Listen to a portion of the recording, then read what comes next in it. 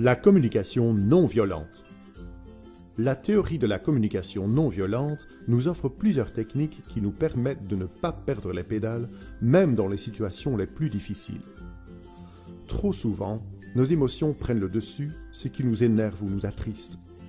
Ce n'est pas la première fois qu'une conversation, où vous n'adoptez pas une position assertive, tourne en dispute, simplement parce que vous ne disposez pas des outils nécessaires pour exprimer correctement votre ressenti. On pourrait distinguer deux formes de communication, celle du chacal et celle de la girafe.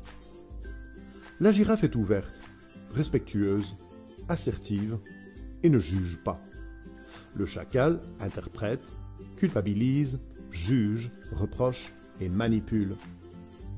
Si nous voulons que notre communication nous aide à nous rapprocher de l'autre, il vaut mieux s'éloigner du chacal et réveiller la girafe en nous. Regardons de plus près quelques techniques qui vont nous aider à agir exactement comme cela. La technique de la communication non violente est composée de 4 étapes. Première étape, observez. Tenez-vous-en aux faits objectifs et ne jugez pas. Observez seulement et exprimez ce que vous constatez. Je vois que, je constate que, j'ai fait, je me rends compte que. Deuxième étape, le sentiment. Exprimez votre ressenti. En réalité, il n'existe que 4 émotions de base: fâché, triste, anxieux et joyeux. Toutes les autres en sont dérivées.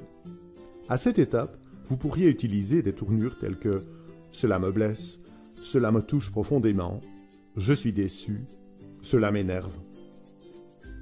L'étape numéro 3, l'appréciation. Dites ce que vous trouvez important, ce dont vous avez besoin, quelles valeurs sont en cause pour vous et ce que vous aimeriez voir respecté.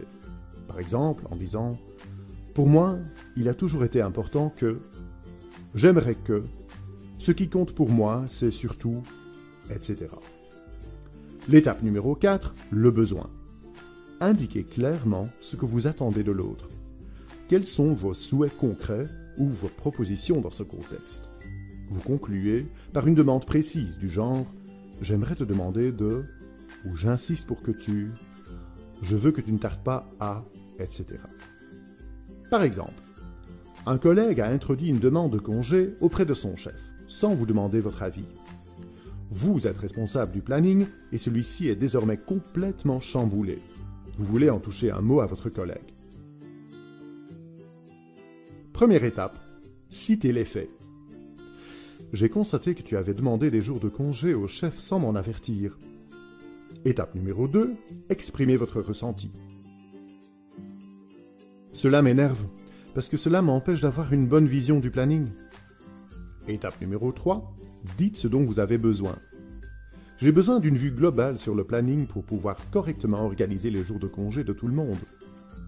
Étape numéro 4, votre demande concrète pour l'autre. Dorénavant, j'aimerais que tu en discutes d'abord avec moi.